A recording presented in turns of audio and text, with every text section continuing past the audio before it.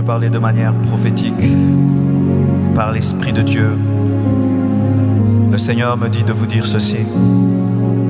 Vous ne devez pas vous approcher de lui par habitude. Vous devez croire qu'il est capable de changer vos vies en un instant. Ma vie a été changée dans un culte, dans une réunion. J'étais venu, j'avais 21 ans. Et mon pasteur prêchait, il enseignait sur l'appel de Dieu. Il a lu la parole, mais pour moi, je n'ai pas entendu qu'une lecture. J'ai entendu la voix de Dieu dans la voix de mon pasteur.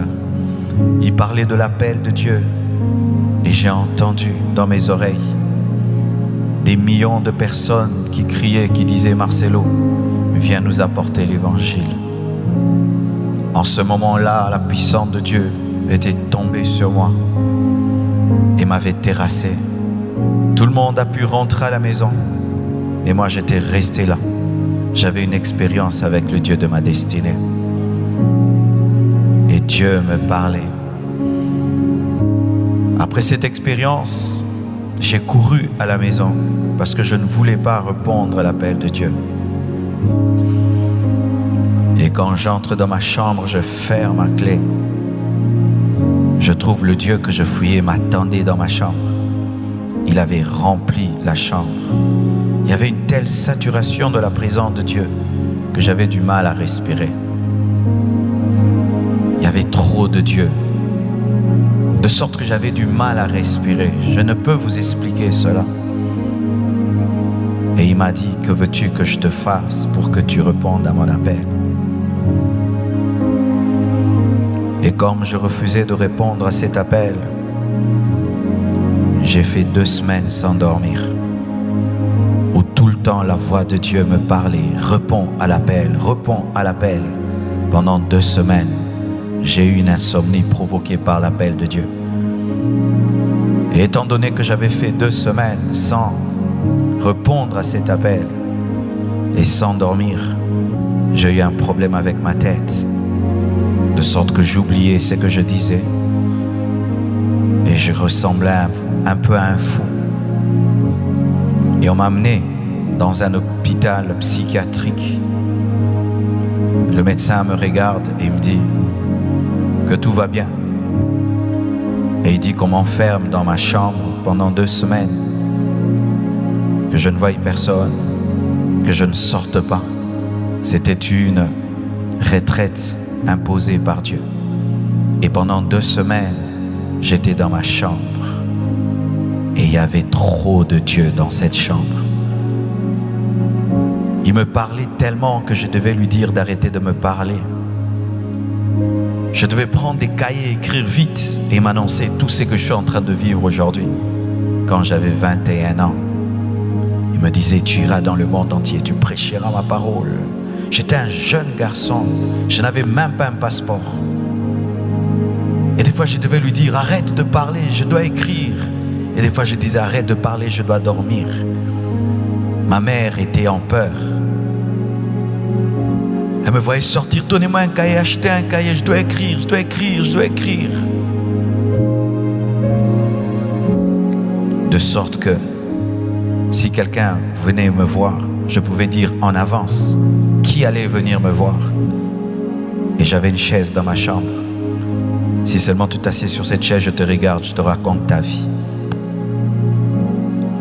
Ma mère, en ce temps-là, priait encore dans une église avec des chapelets. Un ange de Dieu lui est apparu dans la chambre. Elle est venue en criant. Elle est venue dans ma chambre. J'ai prié pour elle, elle était baptisée du Saint-Esprit. Elle m'a donné son chapelet et je l'ai jeté. La présence de Dieu commençait à remplir la maison. Je n'avais plus besoin même de dormir avec une couverture. Je sentais une couverture spirituelle sur moi. Je suis en train de vous raconter ce qu'un enfant, un jeune garçon de 21 ans, vivait dans le secret de sa chambre. Cela a été provoqué par la présence dans un culte. Et je n'y étais pas allé pour faire genre ou classe. J'étais allé avec une grande soif de Dieu. Et quelque chose m'était arrivé. Et alors que nous sommes en train d'aller vers la convention, la fin de la conférence, et j'ai voulu encore prêcher, Dieu m'a dit non, il y a des gens qui doivent recevoir quelque chose de fort. Et vous allez recevoir quelque chose de très très fort.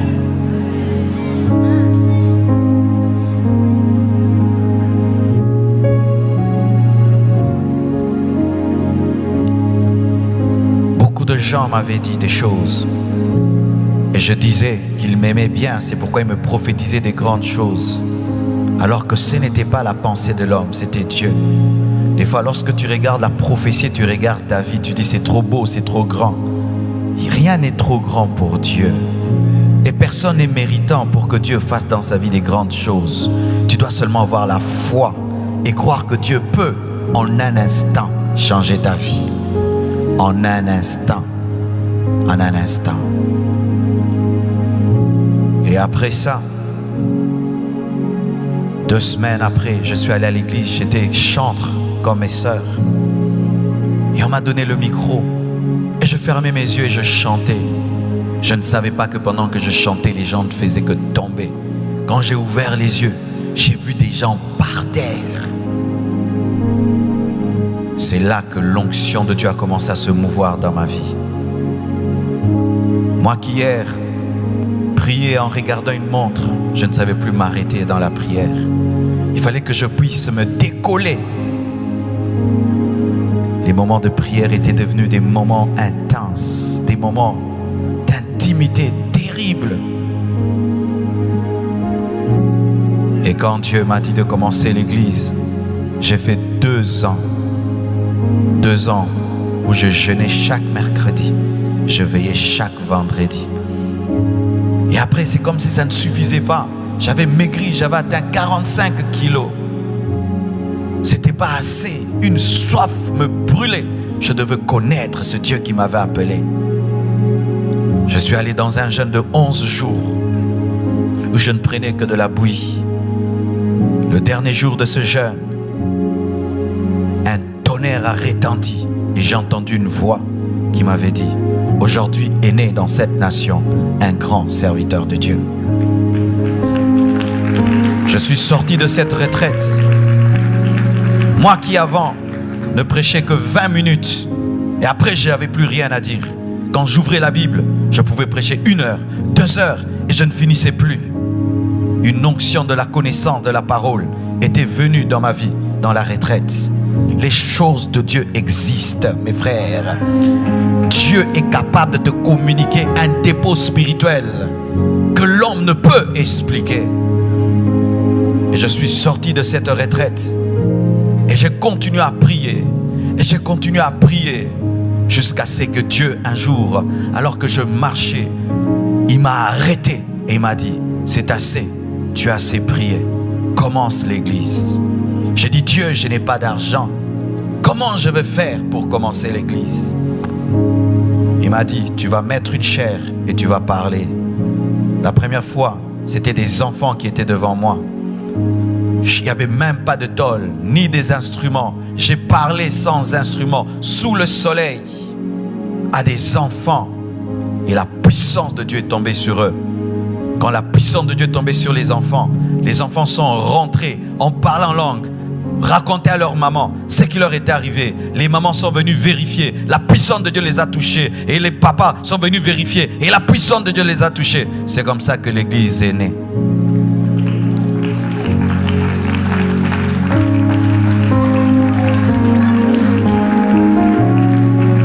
Et j'ai commencé à servir. Mais à un certain niveau, j'avais senti que j'avais atteint une stagnation. Je ne sais pas si ça vous arrive des fois. Tu vis avec Dieu, tu sers Dieu, mais tu sens que tu atteins un niveau où il y a un plafond. Tu ne montes plus, tu ne descends plus et tu es insatisfait. Ce n'est pas que tu pêches, ce n'est pas que tu fais des mauvaises choses, mais tu sens qu'il y a plus. Tu sens qu'il y a plus. Tu peux être dans le lieu saint, mais tu sens qu'il y a le lieu très saint. Et le lieu saint est un bon lieu, mais tu sens qu'il y a quelque chose d'autre. Et j'ai commencé à sentir cela. Je n'avais pas un nom précis à donner à cela, Mais je sentais que je ne vivais pas le tout de Dieu. Et un jour, dans une vision, je vois un homme de Dieu dans un songe. Il me dit, Marcelo, tu sais que tu es comme moi. J'ai dit, moi, comme toi? Non, je ne peux pas être comme toi. Tu es trop grand. Il m'a dit, non, tu es comme moi, mais tu dois payer le prix dans la prière. Tu dois payer le prix dans la prière. Et alors là, j'ai commencé. Un esprit de prière est venu sur ma vie. Je pouvais commencer à prier à 6 heures, assis sur une chaise jusqu'à 16 heures. Et je ne sens pas le temps passer. 6 heures à 16 heures, 6 heures à 16 heures, 6 heures à 16 heures, 6 heures à 16 heures, 6 heures à 16 heures. Et des instructions que je n'avais pas reçues, des connexions que je n'avais pas eues sont arrivées. C'est là que je suis entré sur Casarema. Je ne sais pas s'il y a certains qui m'ont suivi à Casarema. C'est quand un jour un homme me téléphone, il me dit, j'ai vu l'une de tes vidéos sur internet. Est-ce que tu permets que je la mette sur mon YouTube? J'ai dit, fais-le. Et il a mis cette vidéo et les gens étaient impactés. Et ça a commencé. Mais je sentais que Dieu m'appelait à autre chose plus que cela. Et je le disais, je sens que je dois m'enfermer. Je dois m'enfermer pendant 40 jours seul avec Dieu. Je dois m'enfermer pendant 40 jours seul avec Dieu.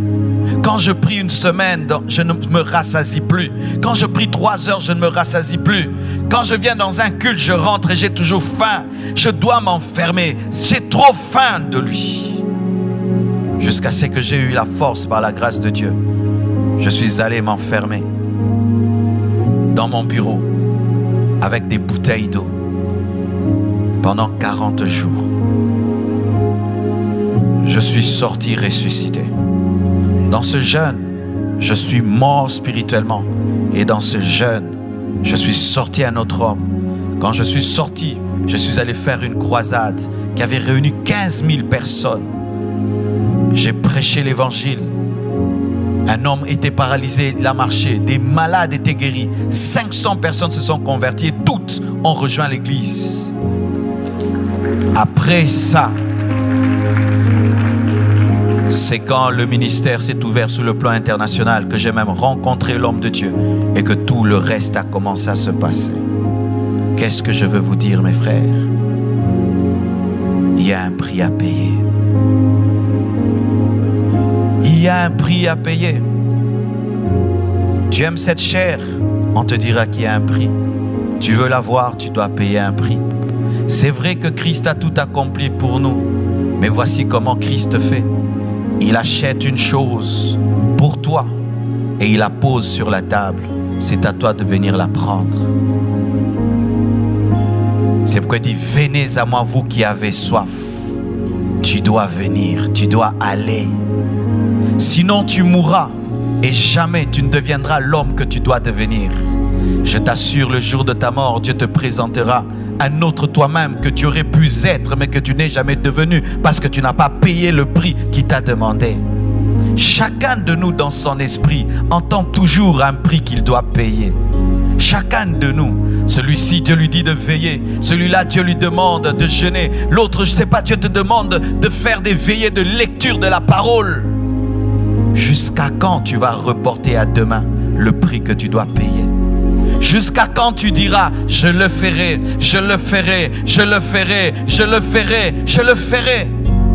Tu risques de mourir et sans jamais devenir ce que Dieu a dit que tu seras. Et pour cela, il faut la soif. C'est la soif qui te permet de monter sur la table de Dieu et dire, Seigneur, je le prends. Mais si tu n'as pas soif, il aura tout accompli pour toi. Et il présente sur une table, mais tu ne sais pas prendre parce que tu n'as pas soif. La grandeur d'un jour, ce n'est pas le vêtement que tu as porté, mais la grandeur d'un jour, c'est la soif qui t'anime. La grandeur d'un culte, ce n'est pas le nombre de personnes qui y sont venues, mais c'est la soif qui a caractérisé ce culte.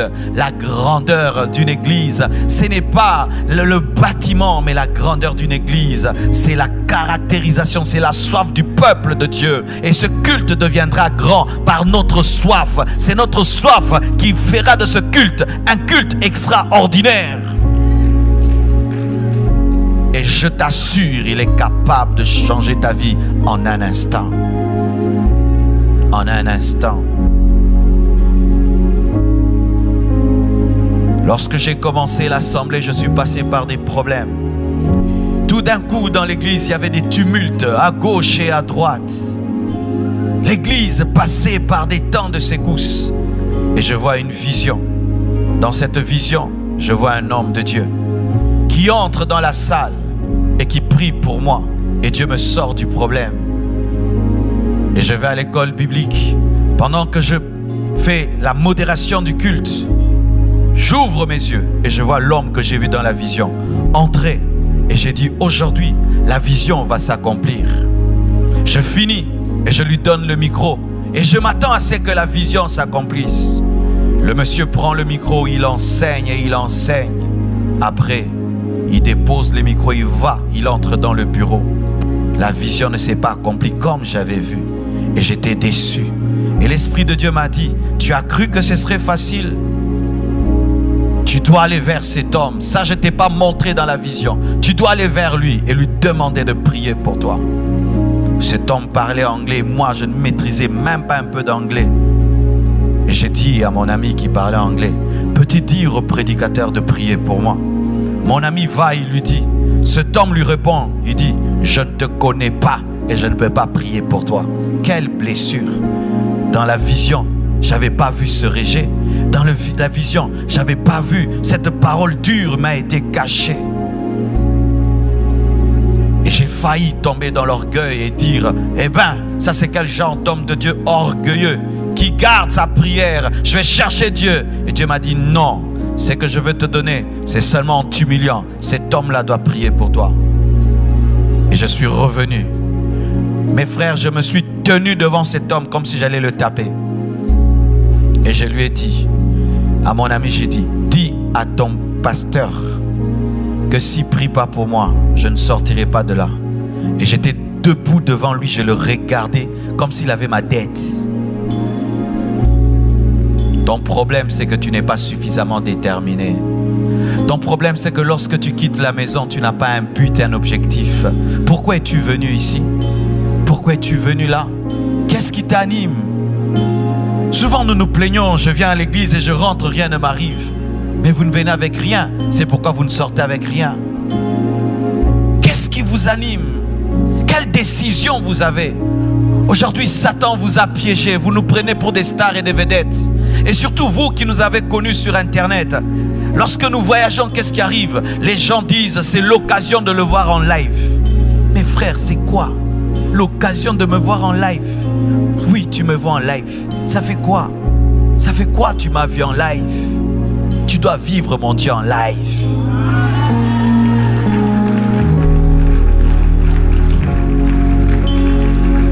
Car le problème des fois, en vous concentrant trop sur l'instrument, vous passez à côté du Dieu de l'instrument.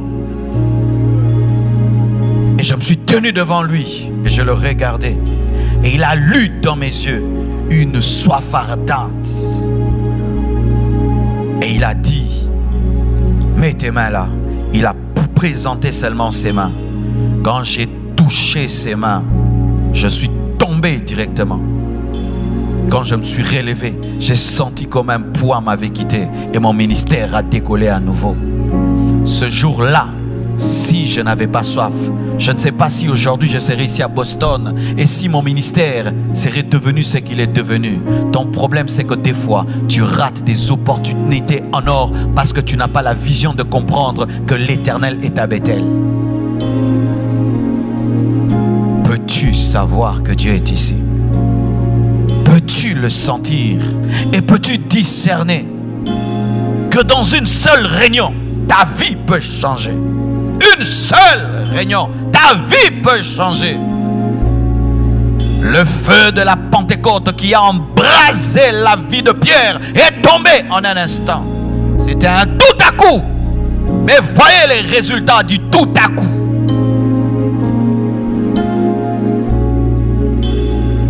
Voyez le résultat de ce tout à coup.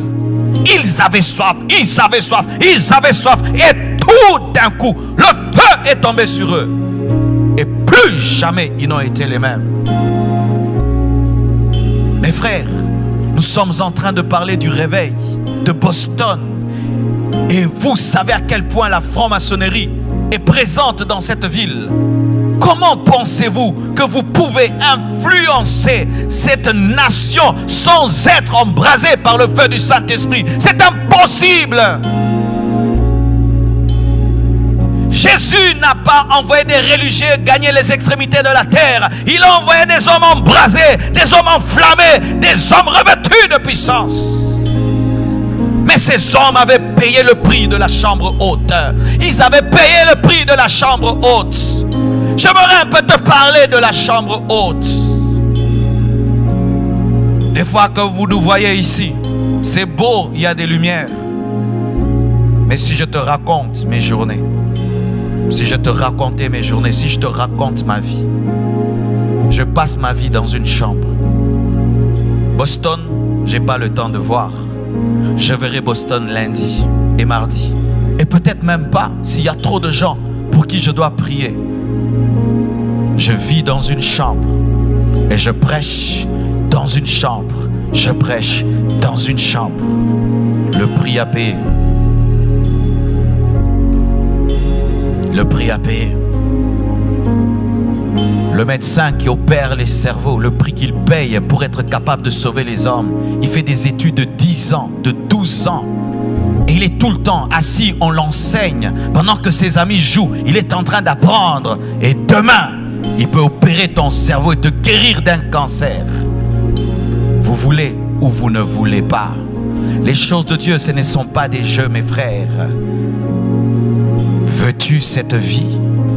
Voulez-vous vraiment bouleverser cette ville? Vous devez vous enfermer. Vous devez rater des choses. Pendant que les autres s'amusent, vous devez être à genoux. Pendant que les autres font ce qu'ils veulent, vous devez mourir à cela, afin de donner la vie aux autres. Si vous n'êtes pas prêt à payer ce prix, vous êtes en train de vous amuser à venir à l'église sans comprendre les enjeux. Vous devez vivre à genoux, vivre à genoux, vivre enfermé, jusqu'à ce que le déclic aura lieu. Car si vous ne payez pas le prix, sachez que les occultistes payent le prix.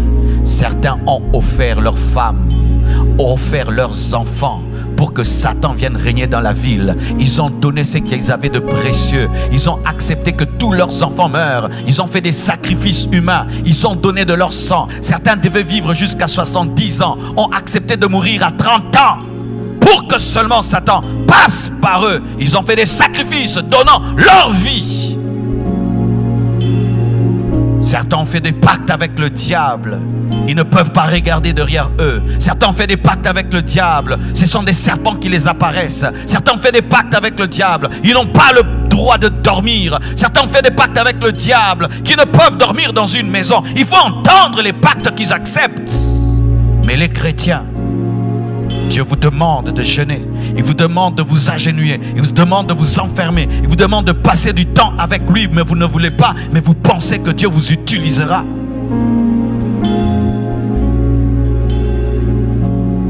C'est pourquoi chaque fois que quelqu'un me dit « Je veux ton onction », je ne crois plus en cela. Tu ne peux pas avoir l'onction d'un homme de Dieu. Je vais t'aider à avoir ton onction. Parce que si tu dois avoir mon onction, tu dois avoir mon histoire.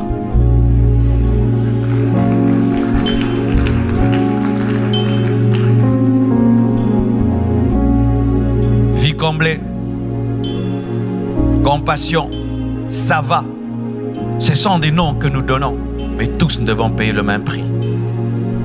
Vous voulez cette ville, vous devez aller la prendre. Vous devez aller la chercher au sommet de la montagne. Vous devez vous consacrer. Ne pensons pas qu'en parlant tout le temps, critiquant les païens, nous allons les convertir. Dans la chambre haute, on ne critique pas les païens, on attend le feu du Saint-Esprit. Ne pensez pas qu'en passant vos temps devant la télévision du matin au soir, tout le temps sur Facebook, tout le temps sur WhatsApp, vous amènerez un réveil. Vous devez mettre vos téléphones de côté. Et ça, Dieu m'a dit, vos téléphones de côté. Éteindre vos téléphones pour prier, chercher Dieu. Vous devez mettre vos téléphones de côté pour chercher Dieu. Vous devez vous déconnecter pour chercher Dieu. Vous devez éteindre vos téléphones pour chercher Dieu. Vous devez pendant un temps oublier que la technologie existe pour chercher Dieu. Mais tant que vous serez tout le temps connecté, tout le temps disponible, vous serez indisponible à la voix de l'Esprit. Car lorsque Dieu voudra vous parler, vous serez en train de parler à quelqu'un.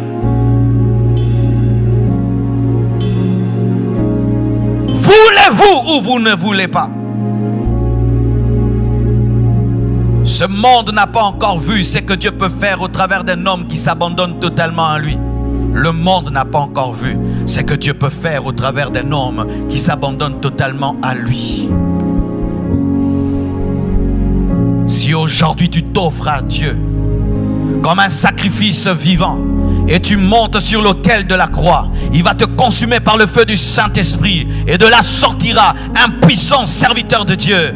Oh mes frères et sœurs, prenez au sérieux ce que je dis. Je suis venu dans des réunions comme ceci. J'étais un enfant et pendant que le prédicateur prêchait, il y avait des adultes dans la salle et l'Esprit de Dieu me disait, il te parle à toi. Je disais, moi, mais il y a tellement de gens plus intelligents, plus capables que tu peux utiliser. Dieu me disait, c'est à toi que je parle. Et si pendant que je parle, tu entends l'Esprit te dire que c'est toi, il s'agit de toi.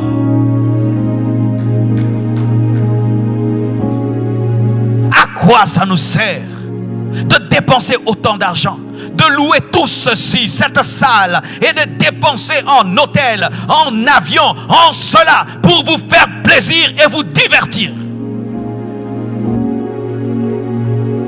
Et vous divertir. Des billets d'avion payés, des hôtels payés, nourriture payée, des sons payés, musique payée. Et nous venons, nous écoutons, nous papotons, et nous papotons, et nous papotons tout cet argent jeté.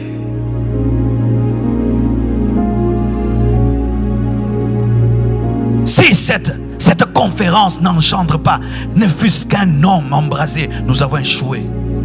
Il fallait que je reste au Congo. Il fallait que je reste au Congo. Il fallait que je reste au Congo. Un jour, notre pasteur nous a chassés. Et Dieu soit béni pour ce qu'il avait fait. Il nous enseignait. Et nous, on trouvait que c'était normal qu'il puisse nous enseigner et nous enseigner. Et un jour, il nous pose la question sur ce qu'il avait enseigné hier. Et personne n'était capable de lui dire ce qu'il avait enseigné. Il nous a dit, levez-vous, je perds mon temps, rentrez chez vous. On pensait que c'était de la blague. Il nous avait chassés. Et nous sommes rentrés. Et on a dit, il a raison.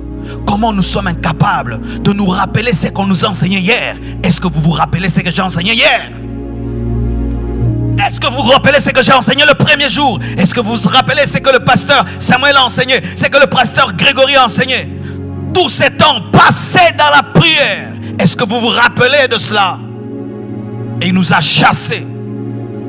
Et quand nous sommes rentrés, on a fait une réunion, on a dit, c'est vrai, nous ne prenons pas au sérieux notre formation. Désormais, nous changeons. Nous sommes allés le voir, nous lui avons dit, pasteur, tu as raison. Nous sommes des aventuriers. Mais aujourd'hui, nous te promettons, nous prendrons au sérieux notre formation. Nous sommes revenus à ses pieds. Et nous sommes devenus ce que nous sommes devenus aujourd'hui. Parce qu'on avait pris au sérieux. Pourquoi es-tu ici? Parce que tout Boston est là? Parce que tes amis sont là? Parce que tu es obligé d'être là? Ou parce que tu as une rage? Tu as une rage, une soif, une insatisfaction, un désir ardent que rien ne peut satisfaire. Aucune maison, aucune voiture, aucune relation, rien que Dieu. Je me souviens des fois, je priais dans ma chambre et je trouvais que ça n'allait pas. J'avais besoin de prier à un endroit où personne ne peut m'entendre. Et je quittais ma maison et j'allais vers une montagne. Et je traversais même des rivières. Et j'allais au sommet de la montagne. Et j'arrive là, je n'ai rien à dire. En soi, j'avais pas des paroles, j'avais un cri. Je devais crier comme une femme qui devait accoucher. Je criais seulement, jusqu'à en perdre la force. Et puis je descendais. On me disait, Marcelo, tu viens de faire quoi? Je ne peux pas te dire, je ne peux pas t'expliquer.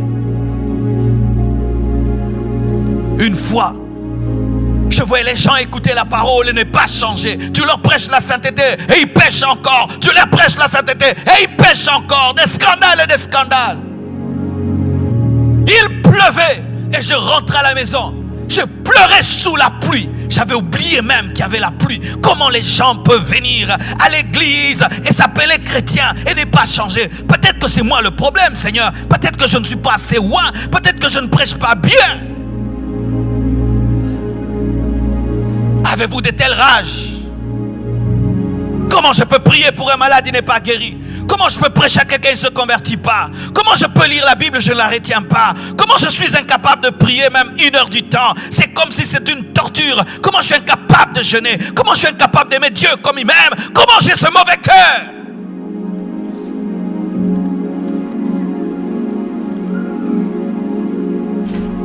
Sans cela, mes frères, rien n'arrivera. Allez lire l'histoire de tous les grands serviteurs de Dieu. Allez lire l'histoire de tous et vous allez voir, un jour, ils ont décidé d'être sérieux avec Dieu. Un jour, ils ont décidé de boire. Un jour, ils ont mis de côté leur religion. Ils ont dit, Seigneur, je te veux vraiment. C'est quand Dieu s'est révélé à eux. Il n'est pas loin, mais il veut des gens sérieux. Il n'est pas loin, mais il veut des gens qui en veulent vraiment. Parce que des fois nous disons je veux, mais Dieu teste, il sent que tu ne veux pas vraiment. Pierre disait qu'il allait mourir pour Christ, mais quand Christ l'a vu, il a dit tu vas fuir. Mais après, quand il a dit je mourrai, Christ a dit oui, tu mourras. J'ai vu, tu vas accepter de mourir. Payeras-tu réellement le prix, mes frères? Le verset que je fais que vous donner finit par une chose. Que celui qui a des oreilles entende, c'est que l'Esprit dit aux églises. Le Saint-Esprit que vous avez en vous est un coach de la soif. C'est lui qui vous amène à avoir soif et vous conduit vers la chambre haute. Vous devez apprendre à l'écouter. Des fois tu peux dire je dormirai jusqu'à 8 heures. Tu l'entends te dire lève-toi, va prier. Lève-toi et va prier. Tu peux dire je vais lire un seul chapitre de la Bible. Il te dit non, tu lis 4, lis 4. Tu peux dire je vais faire un jeûne d'1 jour. Il te dit non, tu fais 7 et tu fais 7. Tu peux dire aujourd'hui je n'irai pas à l'église. Et Dieu te dit malgré le boulot tu vas à l'église. Vous devez l'écouter. Et vous devez vous répandre devant Dieu tel qu'il vous y conduit. Des fois quand on prie, on ne parle pas. On reste calme, mais c'est le cœur qui vrombit. Mais des fois, les paroles ne suffisent pas, il faut pleurer.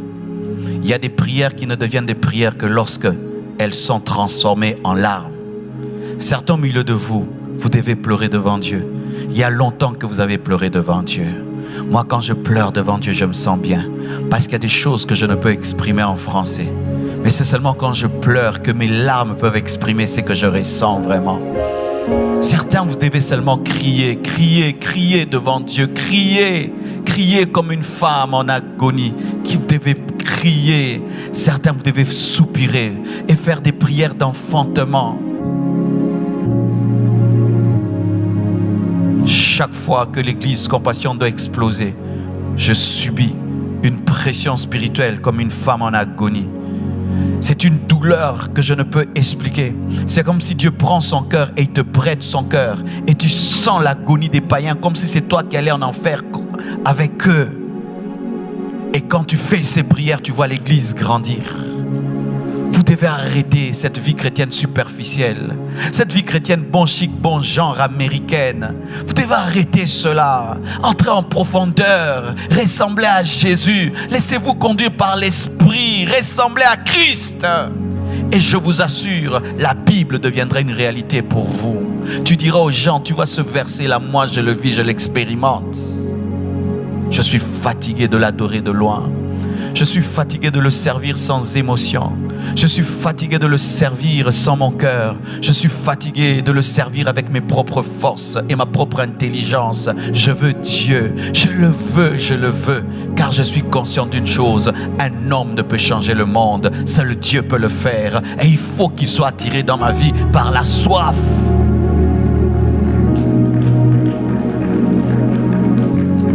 Et j'aimerais dire quelque chose. Et je crois que c'est pourquoi aujourd'hui Dieu a permis que je parle ainsi, parce qu'on a le temps. Vous savez pourquoi des fois aussi Dieu ne se manifeste pas dans nos églises? Nous ne lui donnons pas assez de temps. À peine il est venu, on dit Amen. À peine il commence, on dit c'est fini. Le programme, la montre est un ennemi de l'amour. Je me souviens lorsque j'étais fiancé à ma femme, la montre, on ne s'en occupait pas. Elle pouvait venir me voir le matin. On parle, on ne sait même plus si c'est 3 heures ou 4 heures du temps. Et lorsque je vais la raccompagner, elle me raccompagne. Et puis elle me raccompagne, nous raccompagnons. Et après tu dis, mais tu dois partir. Et quand même elle est partie, elle t'appelle. Et quand ces unités sont finies, toi aussi tu recharges, tu l'appelles. Et tu te retrouves jusqu'à 1 heure du matin, tu es en train de parler. Mais aujourd'hui, les chrétiens sont pressés. Ils arrivent en retard à l'église, mais ils sont les premiers à partir. Pendant qu'on prie, il regarde la montre. Pendant qu'on prêche, il regarde la montre. Mais quand il est en train de regarder un match de football, il a tout le temps. Vous voulez que Dieu puisse se manifester? Posez la question à toutes les personnes qui ont vécu Dieu. Ils ont mis la montre de côté. Ils ont dit, je te chercherai. Si je dois y passer toute la nuit, je te chercherai jusqu'à te trouver. On m'a raconté l'histoire d'un homme qui avait un esprit de prière extraordinaire. Un jour, il va visiter une maison. Et alors qu'il est en train de prier, on lui demande seulement bénis la nourriture. Il prie pour la nourriture. Seigneur, bénis cette nourriture, sanctifie cette nourriture, bénis la source de provenance, bénis cette famille. Seigneur, bénis. Oh Dieu, je prie pour les âmes perdues, je prie pour les gens qui ne te connaissent pas. Oh, les âmes sont en train de mourir. Il commence à pleurer devant la nourriture, il pleure et puis il se lève en pleurant. Il laisse la nourriture, il monte les escaliers en pleurant. Il s'enferme dans sa chambre et il prie jusque le matin. Des hommes pareils, jamais tu ne peux avoir la même intimité qu'une telle personne qui est tellement connectée à Dieu et qui peut ressentir son cœur même devant la nourriture. Le temps, nous invitons Dieu sans le respecter. J'invite mon frère, mais je n'ai pas le temps pour lui. C'est ce que nous faisons avec Dieu. Seigneur, viens. Quand il vient, tu n'as pas le temps. Je suis pressé. Un roi, un seigneur, mais tu n'as pas le temps pour lui. C'était ça le problème même dans la maison de Simon. Simon avait invité Jésus, mais il ne l'avait pas honoré. Quand il vient, nous sommes accros à nos montres. Nous sommes accros au temps. Et des fois même, il ne se donne même plus la peine de venir parce qu'il sait, quand ma gloire viendra, ils vont dire Amen, Amen, Amen, Amen. C'est pourquoi nous, à la compassion, on a décidé de faire une chose. Lorsque la gloire de Dieu tombe, on dit aux gens, celui qui veut partir, qu'il parte. Et celui qui veut rester, qu'il reste. Mais on ne va pas couper le culte parce que vous avez des choses à faire. Et il y a une moitié de l'église qui rentre parce qu'ils ont des programmes. Et les assoiffés restent. Et parmi eux, il y a encore d'autres qui partent. Et d'autres qui restent. Et parmi eux, jusqu'à ce que vous voyez 10 personnes qui traînaillent devant la chair. Pourquoi? Le programme ne doit jamais tuer les assoiffés. Car 2 assoiffés suffisent pour amener un réveil dans une église. 2. Vous savez, même si Dieu commence à nous révéler les secrets de nos églises, Dieu va te révéler que toute l'église n'est tenue que par 3 personnes. Et vous pensez que c'est vous? Non, il y a 3 personnes que vous ne connaissez pas qui, dans le secret, prient de 0 heure à 5 heures du matin. Seigneur, notre église. Seigneur, notre église. Mais ils ne sont pas dans un département, ils ne sont pas connus du pasteur, ils sont connus de personne, mais ils sont connus par Dieu. Un grand serviteur de Dieu faisait des miracles et des prodiges. Pendant un temps, il voit les miracles disparaître. Dieu ne l'utilisait plus. Il dit, Seigneur, qu'est-ce qui se passe? Tu m'as abandonné. Dieu lui dit, non, je ne t'ai pas abandonné. La personne qui prie pour toi ne prie plus. Oh, qui? Tu vois la maman au coin là-bas? Oui, c'est elle qui prie pour toi. Ces derniers temps, elle a tellement de problèmes qu'elle ne prie plus pour toi. C'est pourquoi je ne t'utilise pas. C'est elle qui est pasteur de l'église. Et cette femme ne savait pas que c'est elle qui déclenchait le réveil à l'église. Car les personnes qui ont une intimité avec Dieu ne sont jamais orgueilleuses. Et le pasteur cherche la maman, il lui dit: maman, est-ce que ça va? Non, ça ne va pas, j'ai des problèmes, ceci, cela. Alors ces derniers temps, je ne vais pas bien. Il dit: maman, je vais régler tous tes problèmes. Il règle tous les problèmes de la maman. Et puis la gloire revient, les miracles reviennent parce qu'elle prie encore. Ne négligez pas ce que vous vivez avec Dieu dans le secret.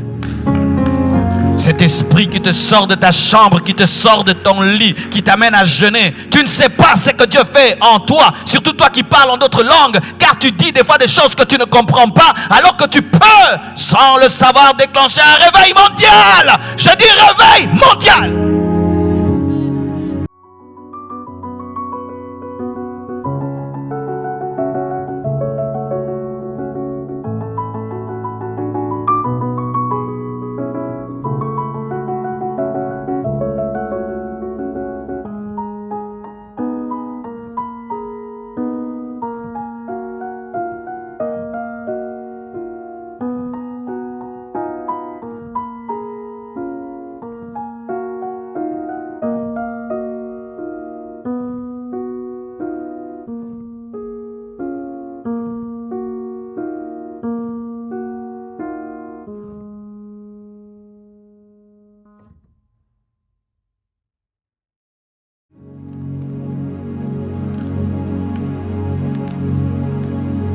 Tout ce que je suis en train de vous dire, c'est pour vous préparer à une chose.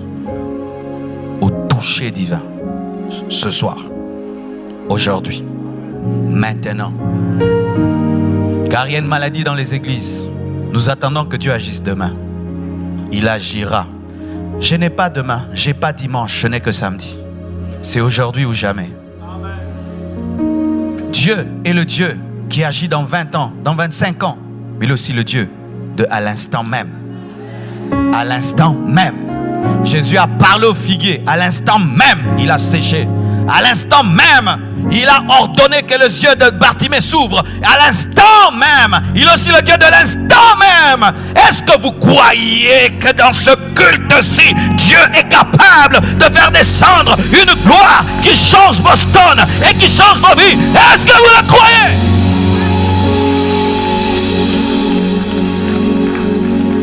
J'aurai l'onction quand? Demain? Non. Dieu me donnera un don prophétique quand? Demain? Non. Dieu me donnera une onction de miracle quand? Demain? Non. Je crois qu'il peut aujourd'hui me donner une onction que je n'ai jamais eue. Je crois qu'aujourd'hui il peut me donner un don spirituel que je n'ai jamais eu. Je crois qu'aujourd'hui il peut m'accorder une expérience que je n'ai jamais eue. Je crois qu'aujourd'hui il peut m'accorder un feu que je n'ai jamais eu.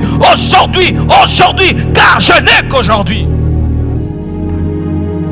C'est la religion qui ramène tout à demain. Il guérira. C'est pourquoi lorsque Jésus-Christ s'est présenté devant la tombe de Lazare et qui voulait guérir ce jour-là, Lazare ressuscité ce jour-là, Lazare, les religieuses qui étaient ses sœurs ont dit: nous croyons mais pas maintenant. Les paralytiques marcheront mais pas aujourd'hui. Les aveugles verront mais pas aujourd'hui. Alors ils verront quand?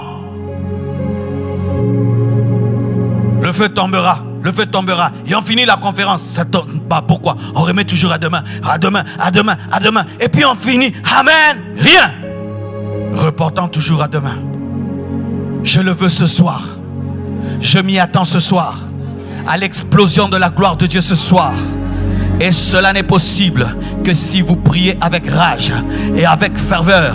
Car la Bible dit que la prière fervente du juste a une grande efficacité. La prière fervente du juste, pas n'importe quelle prière. La prière fervente du juste.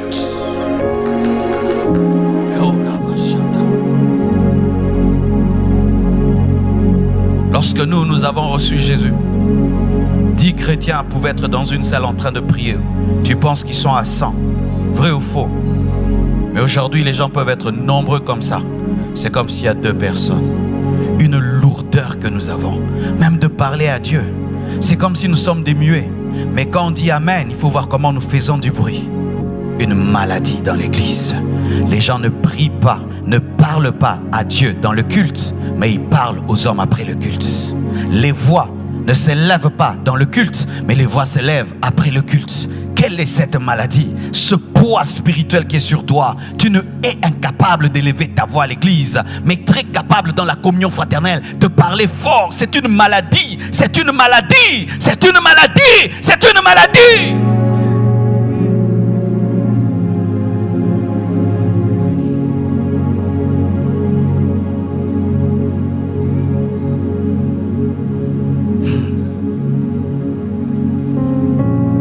Je termine en vous rendant conscient d'une chose. Matthieu 26, versets 51 à 53, la Bible dit: et voici un de ceux qui étaient avec Jésus étendit la main et tira son épée. Il frappa le serviteur du souverain sacrificateur et lui emporta l'oreille. Alors Jésus lui dit: remets ton épée à sa place, car tous ceux qui prendront l'épée périront par l'épée. Et maintenant il dit: penses-tu que je ne puisse pas invoquer mon Père qui me donnerait à l'instant plus de 12 légions d'anges? Jésus croyait qu'en un instant, sa prière pouvait attirer 12 légions d'anges. Et tel il est, tel nous sommes. Si ma prière peut attirer 12 légions d'anges, ta prière 12 légions d'anges, sa prière 12 légions d'anges, 12 et 12 et 12, il y aura saturation angélique à Boston.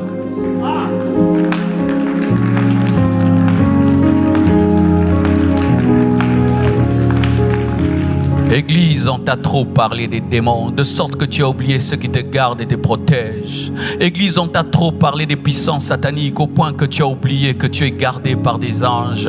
Et ceux qui sont contre toi sont moins nombreux que ceux qui sont avec toi. Car la Bible nous dit que le diable était précipité avec le 1/3 des étoiles, mais les 2/3 sont restés fidèles à Dieu. S'il y a un démon face à toi, il y a au moins 2 anges pour toi. Mais il y a certains chrétiens qui ont 12 légions d'anges, selon l'élévation et la grâce qui est sur leur vie. Et je vous assure que la prière amène une saturation angélique. C'est pourquoi dans l'église primitive, les anges libéraient les apôtres et ouvraient les prisons, de sorte même qu'on les confondait aux hommes. Les anges sont ici. Le Saint-Esprit est là. Jésus est là. Le Père est là. Tout ça pour nous. Et nous allons sortir d'ici tel que nous sommes venus. Quel gâchis! Quel gâchis! C'est comme si tu organises une fête, tu mets le meilleur mets et personne ne mange par manque d'appétit. Nos réunions ressemblent à cela des fois.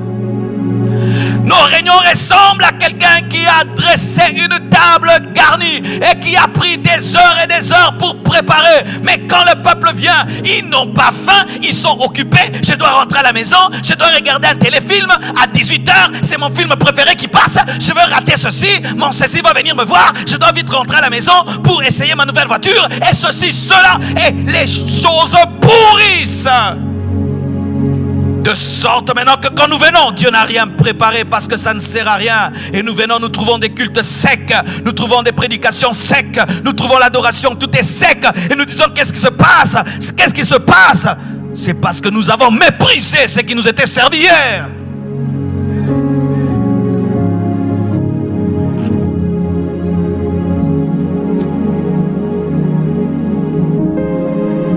Tu vois encore ce qui te bloque. Et je termine là. Le protocole. Le protocole. Le protocole à l'église est devenu un frein au Saint-Esprit. Nous avons tellement organisé nos églises que nous avons freiné l'esprit. Les protocoles ont empêché à Bartimée de voir Jésus, mais il a crié fort jusqu'à ce que Jésus lui-même est intervenu pour maîtriser les protocolaires. Tu vois là, tu attends que je dise quoi? Prions. Une habitude. La plupart des miracles de Christ se sont produits sur des routes, là où il n'y avait pas de liturgie. Il n'y avait pas un culte pour qu'on respecte quoi que ce soit.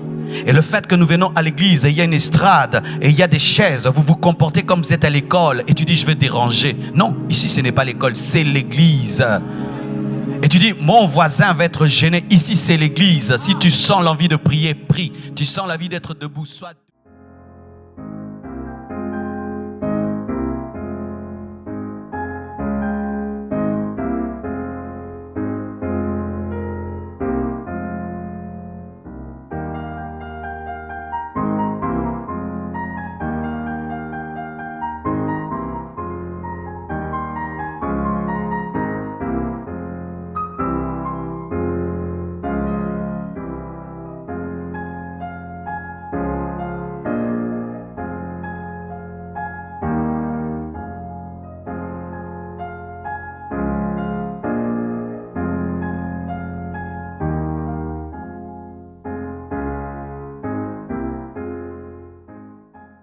Tu as envie de lever les mains, lève les mains. Tu as besoin de t'agenouiller, tu t'agenouilles. Tu as besoin de te prosterner, tu te prosternes. Les églises sont trop organisées, trop organisées. Ça commence à nous déranger, ces organisations. Ça commence à être trop lourd. Ça devient trop lourd.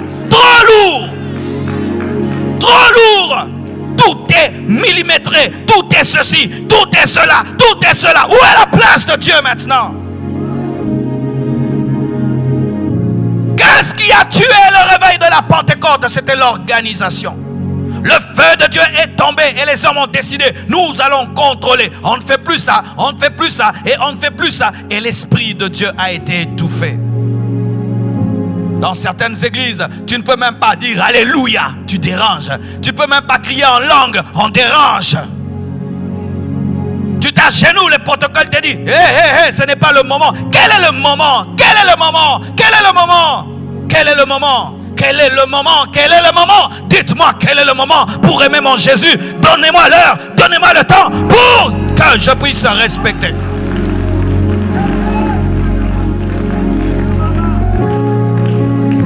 Tout d'un coup. Il priait tout d'un coup. L'Esprit n'a pas respecté le programme. Il s'est imposé et il a bouleversé tout. Et c'est ça le réveil. Quand nous implorons le réveil, donc nous implorons le bouleversement de nos programmes. Tu es en train de bénir un mariage et tu pries comme ça. Ils sont baptisés du Saint-Esprit. Les parents tombent baptisés du Saint-Esprit. Et le culte du mariage devient un culte de réveil. Nous devons nous attendre à de telles choses. Vous avez commencé un culte, vous dites on va prier pendant 3 heures et le culte fait une semaine. Fait une semaine. Vous avez dit on va un peu prier, mais la prière d'un peu devient une prière de 10 heures du temps. C'est ce qui va arriver et c'est ce qui doit arriver. Dieu est trop contrôlé. C'est pourquoi dans l'église de Laodicée, Jésus-Christ dit je me tiens à la porte et je frappe. Pourquoi vous m'avez mis dehors? Redonnez-moi mon église. Redonnez-moi mon église. Et aujourd'hui, l'Esprit de Dieu dit redonnons à Jésus son église afin qu'il la dirige. Et elle est trop dirigée par les programmes, trop dirigée par les horaires, trop dirigée par l'intelligence. Moi-même, j'ai été testé par ce que je vous prêche. Ce n'est pas ma prédication. Je devais parler sur les symptômes d'une église déshydratée. Et je monte sur cette chair. Il me dit tu ne prêches pas ça. Je dis je veux faire quoi? Tu ouvres la bouche et je parle. Il m'a testé et voilà que vous êtes bénis. Mais si j'avais respecté mon programme, Seigneur, pour ne pas même vous mentir, hier j'ai raté de faire la volonté de Dieu. Hier quand j'étais en train d'adorer avec le peuple, il fallait que je continue à adorer. Mais j'ai coupé pour enseigner parce que c'était le programme. Et quand je suis rentré, j'étais triste. J'ai pas pu dormir. Aujourd'hui, il m'a donné une seconde occasion pour me racheter. Et béni soit Dieu, je le fais.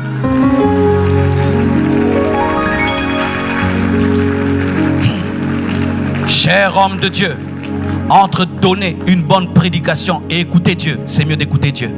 Entre donner une prédication et révéler le cœur de Dieu, c'est mieux de révéler le cœur de Dieu. Car bien parler n'est pas toujours le signe que tu as parlé de la part de Dieu.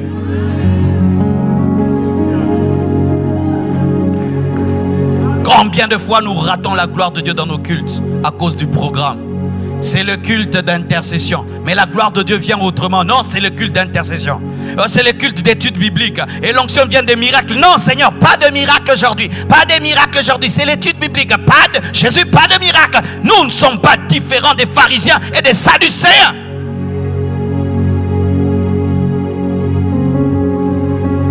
La liberté de l'esprit. Là où il y a la soif, il y a la liberté de l'esprit. Mon frère, j'ai été quelque part, j'ai vu des hommes qui ont soif. Ces jours-là, j'ai failli mourir. Je suis entré et j'ai commencé à prêcher. Plus je prêchais, les gens se tenaient debout. Et après, ils commençaient à avancer. Moi, j'ai reculé. C'était à Lubumbashi. À Lubumbashi, c'est terrible. C'est l'une de nos provinces là-bas. Les gens ont un don de révélation pas possible. Ils peuvent te regarder comme ça, ils te donnent ton nom, ton adresse, ils te donnent tout. Les gens prient dans des montagnes pendant des semaines et des semaines. Il y a des gens qui habitent plus à la montagne que parmi les humains. À Lubumbashi. Et pendant que je prêchais, ils se tenaient debout. Et il commençait à avancer, et avancer, et avancer, jusqu'à ce que j'étais coincé contre le mur. C'est comme s'ils avaient besoin de toucher ce que je prêchais. C'est comme s'ils voulaient le toucher. Et vous pensez que nous pouvons être comme de telles personnes? Mes frères et sœurs, ce n'est pas parce que vous êtes aux États-Unis que vous avez le droit d'être tiède. Et ne pensez pas que Dieu va vous juger autrement des Africains. Vous avez la même Bible et le même Saint-Esprit. Et si eux peuvent aimer Dieu de cette manière, vous aussi vous pouvez le faire. J'ai été estomaqué lorsque je suis allé prêcher à Miami. Alors vous voyez Miami, nous quand on voit Miami, on entend parler de Miami. C'est plus le film qu'on entendait je crois, de flics à Miami. Mais j'arrive dans cette église, tabernacle de gloire, avec le pasteur Grégory. Les cultes finissent à 2h du matin. Ça commence à 16h jusqu'à 2h. Je dis, vous êtes où? À Miami. Et pendant les vacances, pendant l'été, quand tout le monde se livre au péché, il prie de 16h à 2h du matin. 10 000 personnes. 10 000 personnes. Je suis rentré, j'ai dit non. Ce n'est pas question de nation. C'est question de soif. C'est question de soif.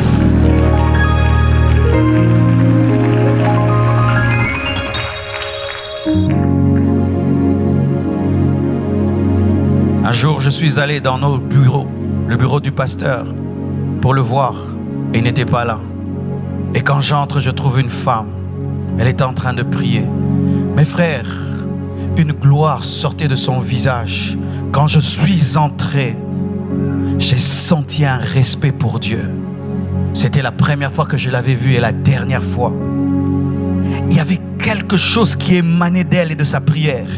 Une intimité. Elle parlait à Dieu d'une certaine manière. Quand je suis entré, j'ai dû me mettre à carreau. Je sentais que le roi était là.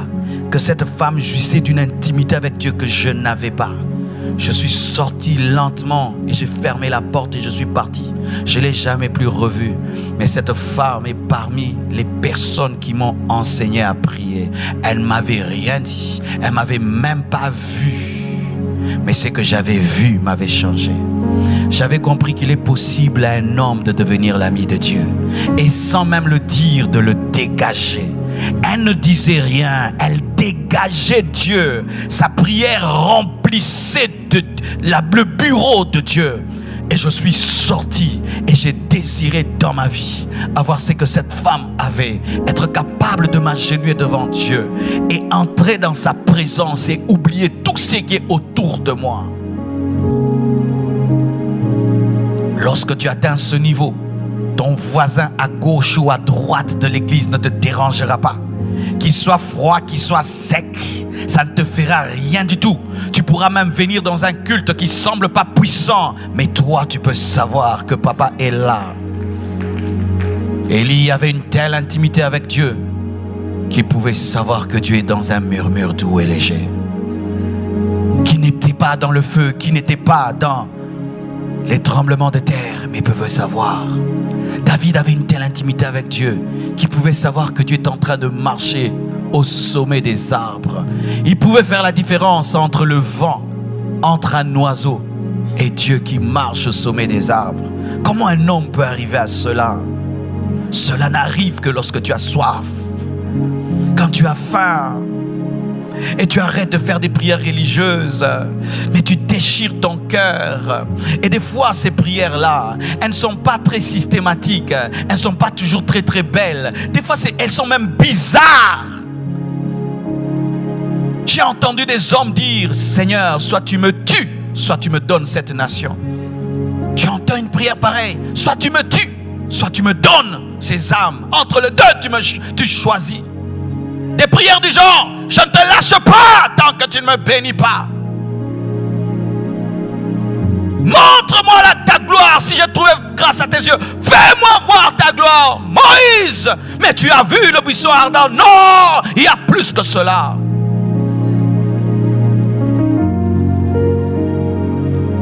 Si ce soir, nous pratiquons cela, cette conférence aura servi à quelque chose. Mais si nous entendons et nous partons ce sera un gâchis, un total gâchis. Je prie qu'aujourd'hui, ici, Dieu puisse susciter un géant. Et je suis sûr qu'il y en a un ici. C'est le jour, c'est le jour. C'est le jour tant attendu pour ta destinée. C'est aujourd'hui. Je le sens très très fort en moi. Que tu es au tournant de ta vie, au tournant de ton histoire. Et en rentrant, tu ne seras plus le même homme. Tenons-nous debout et que chacun de nous réponde son cœur selon qu'il sent Dieu l'y conduire.